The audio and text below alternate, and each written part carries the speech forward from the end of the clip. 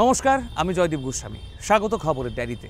ত্রয়োদশ রাজ্য বিধানসভার সপ্তম অধিবেশনের প্রতিটি দিনে ব্যাপক নাটকীয় পরিস্থিতিতে মুখর থাকছে গোটা চত্বর।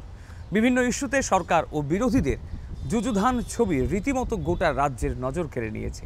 গণতন্ত্রের পবিত্র তীর্থে জনগণ ও তাদের প্রতিনিধিদের জন্য সব মিলিয়ে অন্যরকম এক মাত্রা পেল এবারের এই বাজেট অধিবেশন।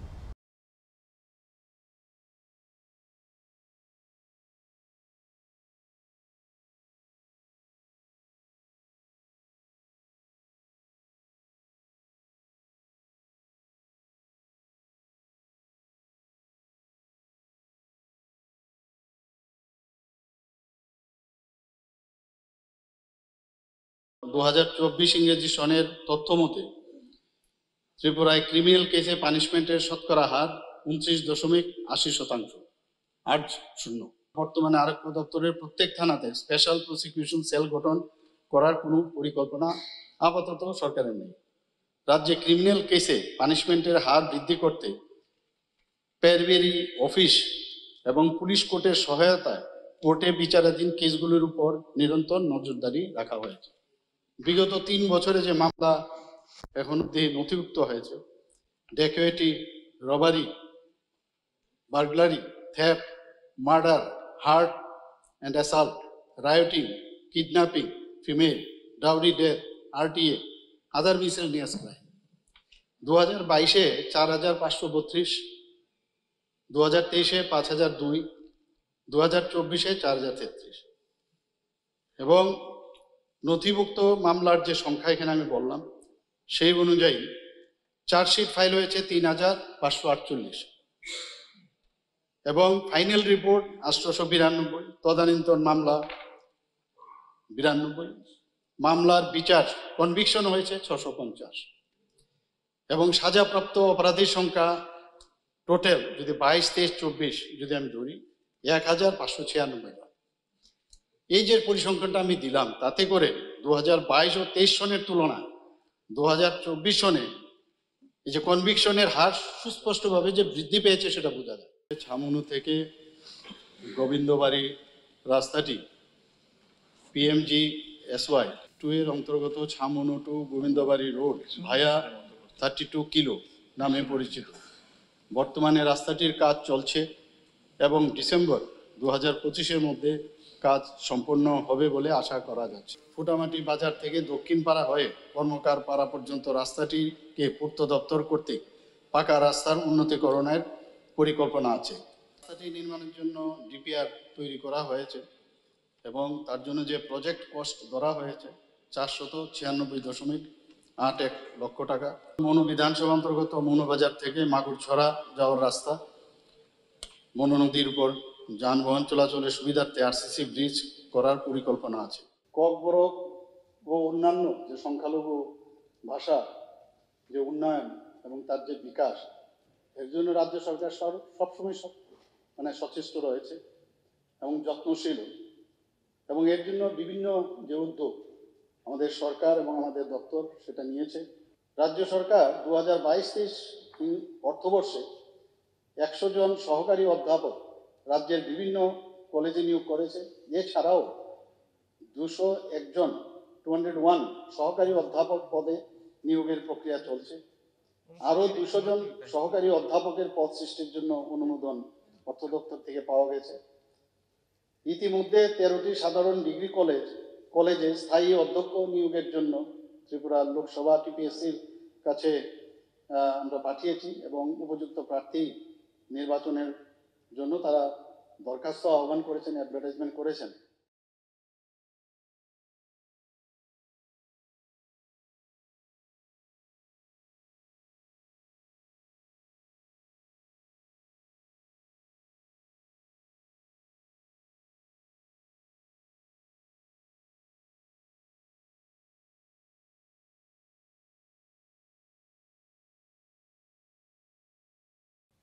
কেন এই যে সীমাবদ্ধতার মধ্যে আমাদের বাজেট যেরকমভাবে প্রস্তাব করা হয়েছে এটা সেভাবে না হয়ে আরো বেশি যে জনমুখী, আরো বেশি ইনক্লুসিভ হওয়া উচিত, এ কথা বলা দরকার।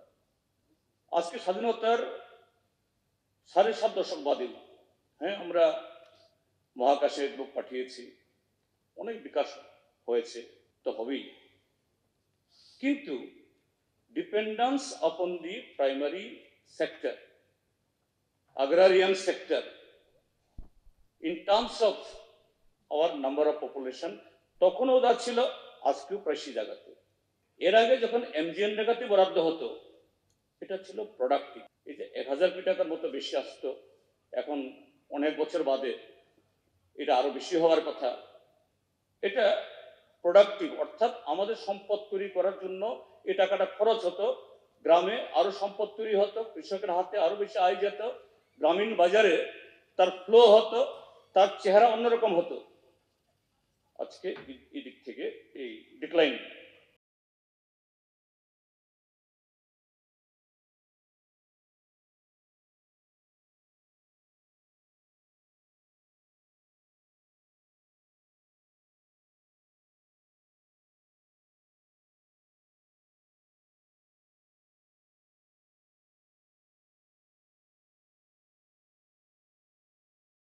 বিধানসভায় রাজ্যের মানুষ দেখছে ওনাকে আদর করবে, সভ্যতা আদর করবে ওনাদেরকে, এটা সভ্যতা, এটা গুন্ডামি, এটা আপনারা গুন্ডামি করেছেন। উনি কালকে যে ধরনের আপনারা করেছেন স্যার সারা ত্রিপুরাতে গুন্ডামি করছে, এখন স্যার গুন্ডামি করছে। স্যার এই যে ঘরে ঢুকে এটা অন্ধকার। মাননীয় অধ্যক্ষ মহোদয়, মাননীয় অধ্যক্ষ মহোদয়, মাননীয় বিরোধী দল নেতা একটা স্ল্যাং ল্যাঙ্গুয়েজ বলেছেন গুন্ডামি, সেটা বিধানসভায় এই ধরনের গুন্ডামি শব্দ ব্যবহার করেছে। এই যে গুন্ডামি, এই যে যারা লিখছেন, শব্দটা যারা লিখছেন, গুন্ডামি শব্দটা এই যে গুন্ডামি শব্দটা বাদ দিতে হবে। মাননীয় অধ্যক্ষ মহোদয়, এই যে রাইটাররা কথা বলবে, গুন্ডামি শব্দটা বাদ দিতে হবে। জনসংবরণ দপ্তরের ভারপ্রাপ্ত মাননীয় মন্ত্রী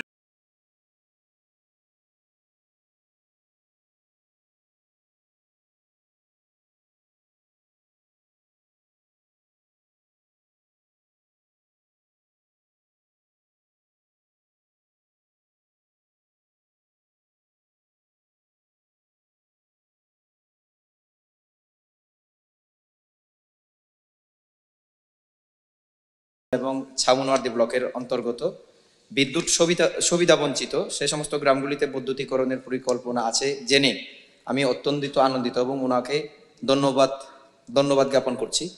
সাথে আমি ওনার জ্ঞাতার্থে আপনার মাধ্যমে আমি জানাতে চাই যে অনেক গ্রাম এমন রয়েছে যে সমস্ত গ্রামগুলিতে বিদ্যুৎ স্বাধীনতার পর এখনো অবধি পৌঁছায়নি, যার কারণে ওনারা এখনো আধুনিক সমাজ ব্যবস্থা থেকে, আধুনিক সুযোগ সুবিধা থেকে এখনো বঞ্চিত।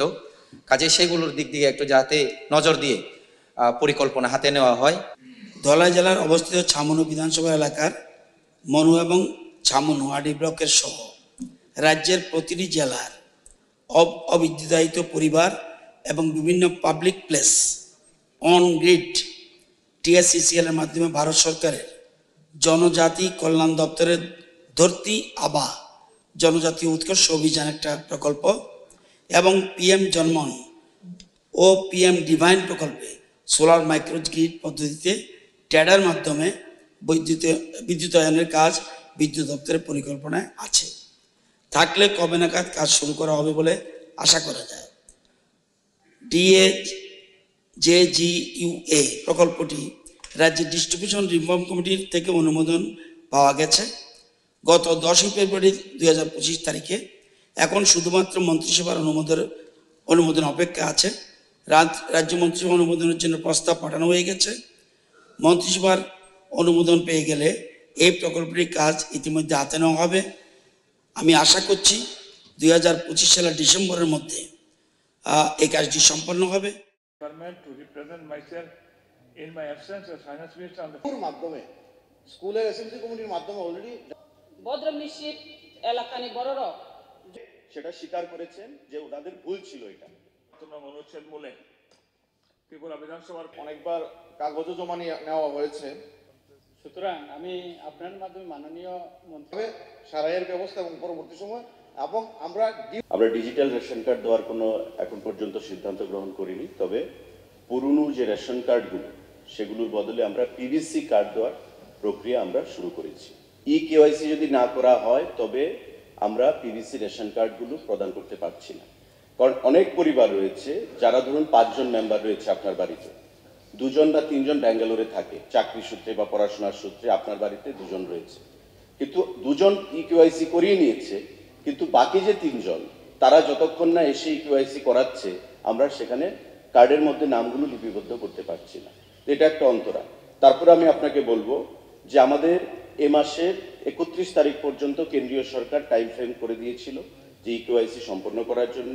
অ্যাজ অফ নাও আমাদের কাছে যা তথ্য আছে, টোটাল আমাদের 37,33,000 রেশনিং পপুলেশন ত্রিপুরা রাজ্যে, তার মধ্যে 26,89,000 অলরেডি এই কেওয়াইসি করিয়ে নিয়েছে, অর্থাৎ 72.2% হচ্ছে অ্যাচিভমেন্ট।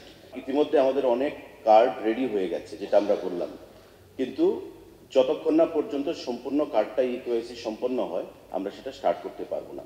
পাইলট প্রজেক্ট হিসাবে মাননীয় মুখ্যমন্ত্রী ছিলেন গত দুর্গা উৎসবের সময়, আমরা সিম্বলিক কিছু কার্ড বিলি করেছিলাম, পিভিসি কার্ড, এবং আগরতলা শহরকে আমরা এএমসির মধ্যে আমরা সেটা ধার্য মাত্রা রেখেছি, এবং প্রায় 1.5 লক্ষের কাছে কার্ড আমাদের রেডি রয়েছে। আমরা 1 মাসের মধ্যে এই কার্ডগুলো বিলির যে প্রক্রিয়া রেশন শপের ডিলারদের মাধ্যমে সেটা আমরা শুরু করব। বিভিন্ন সামাজিক ভাতা, পরিকাঠামো উন্নয়ন, অফিসে যা রাজ্য সরকারের উন্নত মানসিকতা কোটি টাকা প্রস্তাব রাখা হয়েছে। মহোদয়, আমাদের ঊনকোটি জেলায় 2খানা কিন্তু বেশিরভাগ ধর্মান্ধ, আমরা করে ব্যয় করার প্রস্তাব রাখা হয়েছে। কারণ আমরাও চাই যে কৈলাসহরের এয়ারপোর্টটা আবার পুনরায় চালু হোক, এবং সে বিষয়ে মাননীয় মুখ্যমন্ত্রী এবং আমি দুজনেই বর্তমান এবং প্রাক্তন সিভিল এভিয়েশন মিনিস্টারকে অনেকবার কথাও বলেছি, চিঠি লিখেছি। 19 সিটারের যে এয়ারক্রাফটগুলো আছে, ছোট এয়ারক্রাফটগুলো, ধরুন কৈলাসহর থেকে শিলচর, তেজপুর, ডিব্রুগড়, গুয়াহাটি বা এখান থেকে কলকাতা, সেগুলো চালানো যায় কিনা। উনি ব্যক্তিগতভাবে বর্তমান সিভিল এভিয়েশন মিনিস্টার রামমোহন নাইডুজিকে চিঠি লিখেছেন, এবং গত 3 তারিখে আমি যখন দিল্লিতে গিয়ে আমার দপ্তরের বিভিন্ন মন্ত্রীদের সঙ্গে দেখা করেছি, আমি সিভিল এভিয়েশন মিনিস্টারের সঙ্গে দেখা করে কথা বলেছি। আমাদের যে লোকসভার সেশন চলছে, সেই সেশনের পর উনি ত্রিপুরাতে আসবেন এবং আমাকে নিয়ে গিয়ে সেখানে এটা ভিজিট করবেন। আমি তখন আপনাকেও আমন্ত্রণ জানাবো, আপনি উপস্থিত থাকবেন, এবং মাননীয় মন্ত্রী এসে গেলেই কোনো একটা সিদ্ধান্ত, হয়তো পজিটিভ বা নেগেটিভ কিছু একটা হওয়া যাবে। প্রশ্নোত্তর পর্ব আমি পর্যায় বলেন, আপনি তো বাড়িয়ে বলছেন স্যার। আমি বাড়িয়ে বলিনি। মাননীয় মুখ্যমন্ত্রী এবং সরকার আছে ত্রিপুরাকে কিভাবে এক ত্রিপুরা শ্রেষ্ঠ ত্রিপুরা রাজ্যে কিন্তু বালির খনি নেই। পর্যটন কেন্দ্রগুলিকে আগামী দিন সুসজ্জিত করে তোলার জন্য এটা খুব ভালো লাগছে না। এটা চোখ রাখাচ্ছেন কেন? কাকে চোখ রাখাচ্ছেন? নদী ও ছড়া থেকে অবৈধভাবে বালি উত্তোলন বন্ধ করার জন্য বন দপ্তরের অন্তর্গত 19টি বন সুরক্ষা ইউনিট এবং 3টি বন্যপ্রাণী সুরক্ষা ইউনিট প্রতিনিয়ত বিভিন্ন এলাকায় টহলদারি চালাচ্ছে এবং অবৈধভাবে বালি উত্তোলনকারী মেশিন এবং গাড়ি বাজেয়াপ্ত করা হচ্ছে এবং তাদের কাছ থেকে আর্থিক জরিমানাও আদায় করা হচ্ছে। বিগত 2 অর্থ বছরে অর্থাৎ 23-24 এবং 24-25 অর্থবর্ষে মোট 43টি অবৈধ বালি তোলার মেশিন, 207টি বালি বহনকারী গাড়ি বাজেয়াপ্ত করা হয়েছে। তাছাড়াও বৈধ বালি উত্তোলনকারী মালিকদের সাথে নিয়মিত মিটিং ও সচেতনতামূলক আলোচনা করা হচ্ছে। বিগত 2 অর্থ বছরে অবৈধ বালি উত্তোলনকারীদের এখন পর্যন্ত 16 জনকে গ্রেপ্তার করা হয়েছে এবং আর্থিক জরিমানা হিসেবে মোট 11,28,761 টাকা আদায় করা হয়েছে। মাননীয় মুখ্যমন্ত্রীর কাছে আমি লাঞ্চ টাইমে আবেদন জানিয়েছি, ফরেস্ট প্রোটেকশন ইউনিট FPU এখনও অত্যন্ত দুর্বল। আমার কাছে যা ম্যান পাওয়ার আছে, মোস্ট অফ দেম আর 50+, যারা দৌড়াতে পারছে না।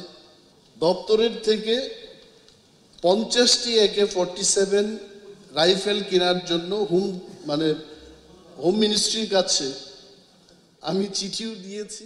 মিনিস্টার টিটিএডিসি সকল মিলে আমাকে থানায় 35 বছর অনুকা স্যার কোনো দিন করব। Thank you sir. আমরা জানি, আমরা বেশি বুঝি, আমরা বেশি বলি। 1.58% আমাদের হ্যাম্পার বলে আমি মনে করি। So this is high time. জনকল্যাণকারী এবং সুদূর প্রসারী অত্যন্ত গুরুত্বপূর্ণ বাজেট বিধানসভায় পেশ করার জন্য, এবং আমি ব্যক্তিগতভাবে মনে করি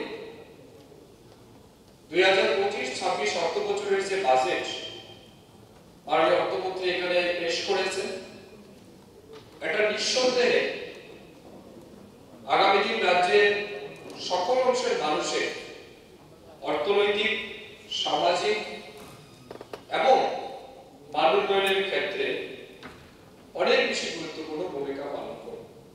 2017-18 অর্থ বছর যেটা বামপন্থীদের লাস্ট বাজেট তারা পেশ করেছিল বিধানসভায়, সেটার সাথে যদি বর্তমান 7 বছরের আমরা তুলনা করি, এটা আমরা দেখেছি যে 2017-18 সালে ত্রিপুরা রাজ্যে বাজেট ছিল 15,956.56 কোটি টাকা। 2018 সালে ভারতীয় জনতা পার্টির নেতৃত্বাধীন সরকার প্রতিষ্ঠিত হওয়ার পরে গত 7 বছরে আমাদের সরকার যে বাজেট পেশ করেছে, সে অনুযায়ী আজকে 2025-26 অর্থ বছরে আমরা দেখেছি মাননীয় অর্থমন্ত্রী বাজেটে রেখেছেন 32,423.44 করোড়। আমরা যদি গ্রোথ দেখি তাহলে দেখা যাচ্ছে 103.2% বাজেট কিন্তু ইনক্রিজ হয়েছে কম্পেয়ার টু 2017-18 ফিনান্সিয়াল ইয়ার।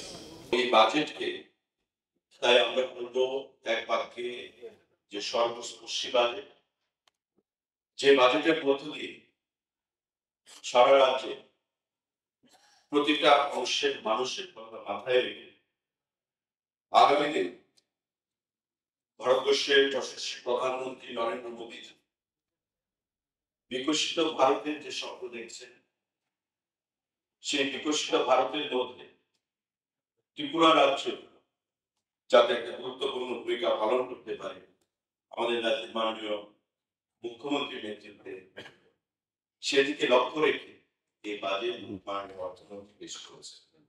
যে বাজেটের আগে উনি প্রতিটি দপ্তরের মন্ত্রীদের সঙ্গে আলোচনা করে, তার আগে সেক্রেটারি লেভেলের অফিসারদের সঙ্গে আলোচনা করে, যেটা বরাবরই হয়ে থাকে, এই বাজেট উনি প্রস্তুত করেছেন।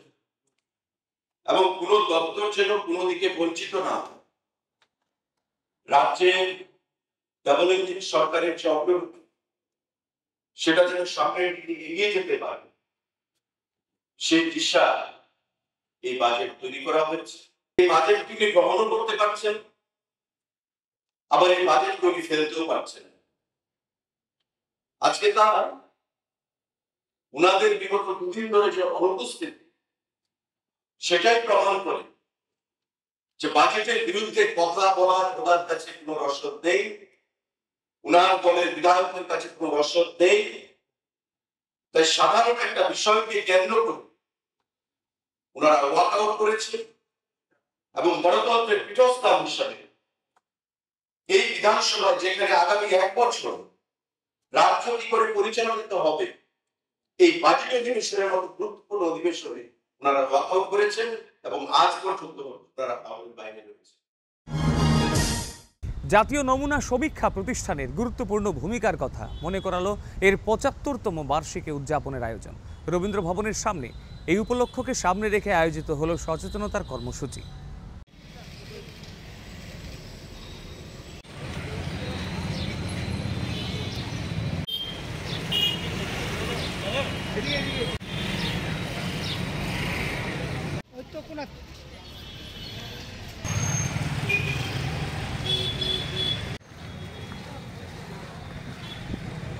इसमें हमारा एनएसएस का जो सहभाग है भारत के प्लानिंग में, डेवलपमेंट में, उसके लिए हम लोग ये रैली निकाल रहे हैं। लोगों को पता चले कि एनएसएस ने अब तक क्या क्या किया है और अब क्या करने वाले हैं। যক্ষা মানে এক সময় ছিল রাজরোগ। সাধারণের পক্ষে এর সঙ্গে যুঝে চলা ছিল খুবই কঠিন। বর্তমানে উন্নত চিকিৎসা ব্যবস্থা ও পথ্য এই রোগের বিরুদ্ধে লড়াইকে অনেক সহজ করেছে। এখন তাই বলা হচ্ছে টিবি হারবে, দেশ জিতবে। এই লড়াইটা জিততে হলে সবার আগে সচেতনভাবে চিকিৎসা প্রক্রিয়া শেষ করার জন্য নিক্ষয় মিত্রদের জোরদার ভূমিকা নিঃসন্দেহে উল্লেখযোগ্য।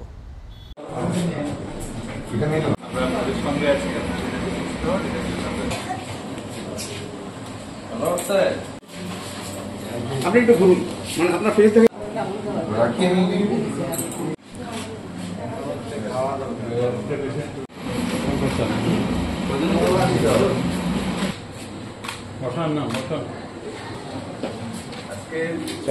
আমরাই পারবো যক্ষা রোগকে নির্মূল করতে। আসুন সংকল্প করি, বিনিয়োগ করি, বাস্তবায়ন করি। এটাই হলো 2025 সালে বিশ্ব যক্ষা রোগ দিবসের মূল বক্তব্য, মূল থিম। তো সেটাকে সামনে রেখেই আমরা কাজ করছি। টিবির ইতিহাস অনেক পুরনো, এটা একটা প্রাচীন রোগগুলির মধ্যে একটা, কিন্তু এখনো আছে। তো সেই টিবি রোগকে নির্মূল করতে হলে যেটা বিশেষভাবে দরকার সেটা হলো সময়মতো ডায়াগনোসিস এবং উপযুক্ত চিকিৎসা এবং রোগীর নিউট্রিশন, রোগীর যে পুষ্টি সেটার দিকে লক্ষ্য রাখা, এবং রোগটা যাতে কোনোভাবেই এমডিআর টিবি অর্থাৎ মাল্টি ড্রাগ রেসিস্ট্যান্ট টিবিতে রূপান্তরিত না হয়, কমপ্লিকেশন যাতে না হয় সেদিকে লক্ষ্য রেখে এজিএমসি এবং ডিবিপি হাসপাতাল কাজ করছে স্বাস্থ্য দপ্তরের সঙ্গে হাতে হাত মিলিয়ে। বঙ্গোপসাগরীয় দেশগুলির জোট বিমস্টেকের এক প্রতিনিধি দল সম্প্রতি রাজ্যের আন্তর্জাতিক সীমান্ত এলাকার গুরুত্বপূর্ণ ঠিকানা খাওড়া স্থলবন্দর পরিদর্শন করল। দলের সদস্যরা খোঁজ নিলেন এখানকার সামগ্রিক ব্যবস্থার। আর সমস্যা সংকুলতার কালো মেঘের মধ্যেও সদস্যভুক্ত দেশগুলির মধ্যে পারস্পরিক বাণিজ্যে ও অন্য সম্পর্কের মানোন্নয়নে শোনা গেল আশার এক বার্তা।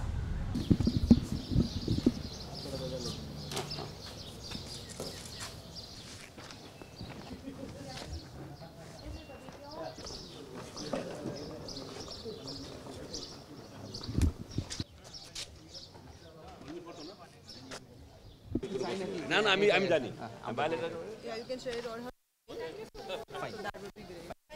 So this is basically one of the programs that we have organized. It's a second trade capacity building facilitation. And this was an initiative which was inaugurated and said by our Honorable Prime Minister Shri Narendra Modi. And this is the second leg of the same capacity building program. We have representatives and we have delegates from the 7 BIMSTEC countries, including India. So they have come here in order to understand, in order to share the shared experiences with respect to trade facilitation and learn the best practices from India as well. তিনি রাজ্যের মুখ্যমন্ত্রী ছিলেন, বর্তমানে পশ্চিম ত্রিপুরা সংসদীয় এলাকার মানুষের প্রতিনিধি। কাজেই রাজ্যবাসীর অনেক ভরসার কেন্দ্র বিপ্লব কুমার দেব। আর সেই ভরসার যথাযথ মর্যাদা দিয়ে তিনি স্বাভাবিকভাবেই সরব হচ্ছেন লোকসভায়। সংসদীয় বাজেট অধিবেশনের চলতি পর্বে তিনি দাবি তুললেন রাজ্যের পড়ুয়াদের জন্য হোক আইআইটি বা আইআইএম মানের উচ্চশিক্ষা প্রতিষ্ঠান। माननीय श्री विप्लव कुमार देव जी। माननीय अध्यक्ष जी, एक बहुत ही महत्वपूर्ण विषय मैं आपके सामने रखना चाहता हूं। त्रिपुरा छोटा स्टेट है और कमजोर है, केंद्र सरकार के ऊपर निर्भर है। वहां इंडस्ट्रियल ग्रोथ की बहुत ज्यादा संभावना नहीं है, प्राइमरी सेक्टर है। एजुकेशन सेक्टर में बहुत अच्छा काम हो सकता है। नॉर्थ ईस्ट में एसएमई एजुकेशनल इंस्टीट्यूशन कम है। मैं आपके माध्यम से भारत सरकार से आग्रह करता हूं तो त्रिपुरा में एक आईआईएम व आईआईटी ऐसे जो संस्थान है वह प्रतिष्ठित करने का काम करे, जिससे आसपास के स्टेट से भी आके विद्यार्थी पढ़ सकता है और त्रिपुरा में भी ऐसे इंस्टीट्यूशन जब होता है स्थानीय लोगों को रोजगार भी मिलता है। तो ऐसे छोटे छोटे स्टेट जो नॉर्थ ईस्ट के हैं इसको आर्थिक रूप से आगे बढ़ाने का उपाय एकमात्र एजुकेशनल इंस्टीट्यूशन है कि त्रिपुरा का लिटरेसी रेट भी लगभग 98% है। तो मैं आपके माध्यम से यही आग्रह करूंगा, जो भारत सरकार जो मैंने अभी विषय रखा है IIM और IIT, इनमें से कोई भी एक त्रिपुरा को धन्यवाद। আনারস আমাদের রসনার তৃপ্তির পাশাপাশি স্বপ্ন দেখায় নতুন বিকল্প পথে আর্থিক সমৃদ্ধিরও। আর সেই স্বপ্নের পথ বেয়ে বিভিন্ন উদ্যোগ আমাদের মনে আসা জায়গায়। এই যেমন বিশ্রামগঞ্জে উদ্বোধন হলো চাষিদের কাছ থেকে আনারস সংগ্রহ এবং ক্ষুদ্র প্রক্রিয়াকরণ কেন্দ্রের।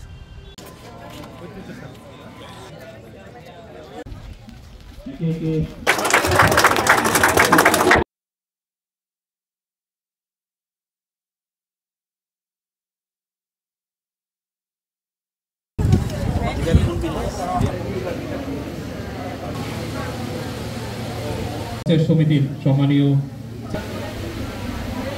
প্রতিনিধিদের মাধ্যমে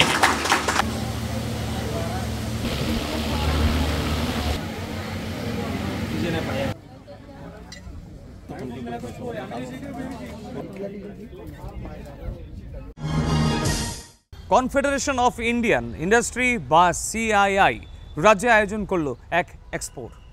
রাবারকে ভিত্তি করে এই আয়োজনেও রাজ্যের সমৃদ্ধির নতুন দিশা। উদ্যোগপতি, উৎপাদক এবং অন্যদের এক জায়গায় এসে নতুন সুযোগের সন্ধান দিল হাঁপানিয়া আন্তর্জাতিক মেলা প্রাঙ্গণের এই এক্সপো।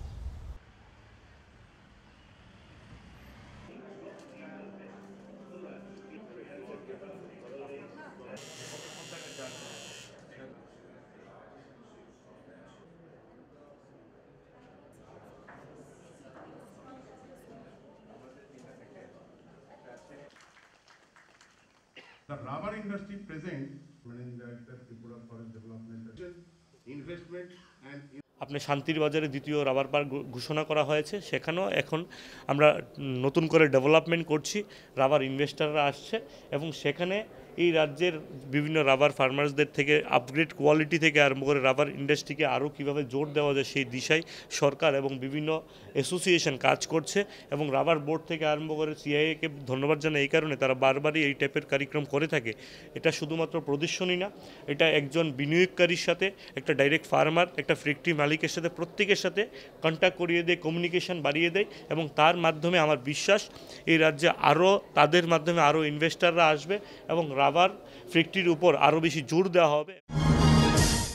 খবরের ডায়েরি তাহলে আজকের মতো এই পর্যন্তই। বিদায় নিচ্ছি এই সপ্তাহের মতো। দেখা হবে পরের অনুষ্ঠানে। ভালো থাকবেন, সুস্থ থাকবেন। ধন্যবাদ।